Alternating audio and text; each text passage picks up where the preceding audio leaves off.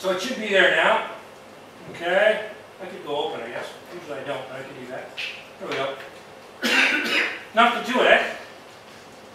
So if a show is on there, or anything you want that I put on the blog, you should be able to just get it like that. Okay? So let's talk about Stephenson's work in this book, and we'll start off with the assumptions. And like I said, some of these might be a bit of a lie sometimes. But if you start with a positive assumption about what you can do, the worst that can happen is you won't be able to do it. Well, that's not really too big of a deal, because then you can probably go back and try something else, adjust it, fix it, so on, right? So anyway, you start off with the assumption that whatever's wrong, you can fix it. It's not broken beyond repair. Now, in the context of most of these readings, he's talking about the education system in the United States, in which there isn't really one system, there's 50, since the systems in the U.S. is state by state, okay? And that goes back just sort of a little bit of quick history, although we're not talking about the U.S. here, but it's interesting, it's useful to understand it. In the United States, and Loyal can correct me on this if I'm wrong, because he probably has more background than me, but in the U.S. Constitution, back when the Constitution was framed in the 1760s, 1770s, 1780s, okay? And 1787, is that when it was finally all written out and drafted? Is that right? The drafters wanted to be very careful because they were breaking away from England, essentially. And England had been more or less like a dictatorship. George III basically had said, you're colonists, and you have to do what I tell you.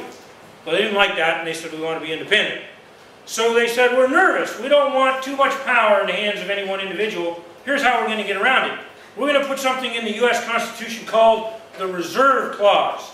And it's still there today. It hasn't been ripped out. Okay? And the way the Reserve Clause works is it says any decision that the central government, the federal government, has not specifically lined out as being federal. Right? Certain things are federal. Okay? Anything that is not specifically lined out as being federal, like federal tax, for example, that's federal. Okay? There are some other ones. But anything not specifically in there is reserved to the states, meaning that the states get to make the decision. Well, one of the things that was not specified, actually, was education. So what does that mean? What it means is you actually have 50 departments of education and 50 education systems in the U.S. Some things are federal. For example, the law concerning special needs students is federal. Okay? The money to fund special education comes from the federal government. Because the belief there, which makes sense, is that special needs students need to be taken care of. If one state says, well, we don't really care about them, you know, we're not going to take care of them, that's not going to work. Okay, so certain things are, even within education, but mostly education has, you know, so you have 50 systems. He's talking about, in general, in the U.S. Okay, then we have the power to effect change. Very useful. Always assume this. Okay, we've had people in here saying, well, you know, what about what happens when we're not in the house? You know, they do stuff at home, or they have cultural backgrounds, or they're poor, and so on. You can't do anything about that. Remember, circle of influence, circle of concern. Remember that discussion? Focus on your circle of influence and make the assumption, the belief that you can affect, that you can make change. Because if you don't believe that, you're in trouble before you even start. Does that make sense? You really are. Okay, so you have to start with that as a belief. Next one, he says, okay, we have the ability and the tools to change. Another very powerful one is that if you don't have training, go get a workshop. You know, if you don't know something, go out and learn it. Get a book. Ask somebody else who can do it. Go into another classroom. But the tools are there. Right? There are people, there are resources.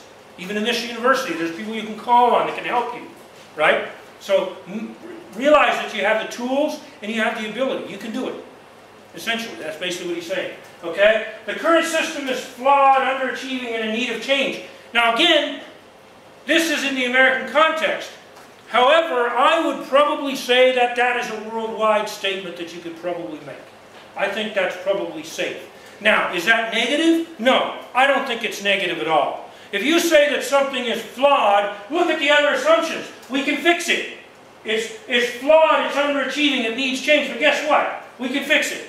Okay? It's underachieving. Guess what? We have the tools and the ability to change it. Okay? It needs to be changed. We have the ability to change it. Okay? It's not negative at all. Sometimes people make a mistake.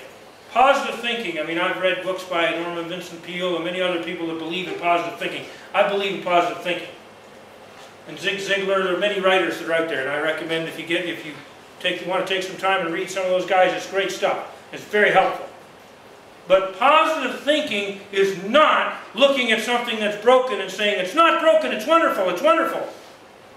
Okay? I love the analogy Tony Robbins, the motivational speaker, makes. He says, you know, positive thinking, some people believe positive thinking is you go out and you see your garden, right? And your garden is full of weeds.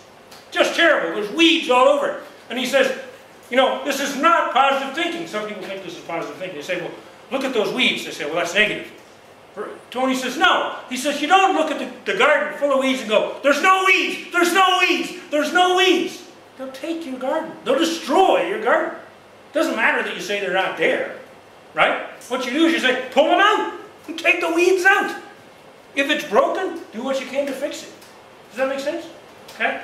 All right, so we're going to look at some of those things. I want to do some group activities around what some of the things that we can do.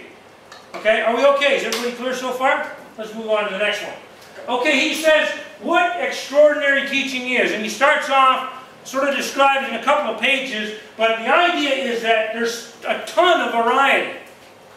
Okay, excellence in teaching is not one thing. It is not. Okay, if you look at, I'll give you one example, Gail Leachman. Okay, a guy that taught a class, history classes when I was in high school, 9th grade history. And he also taught a course called Man and Society, which now would be called Sociology. Okay, that was a little bit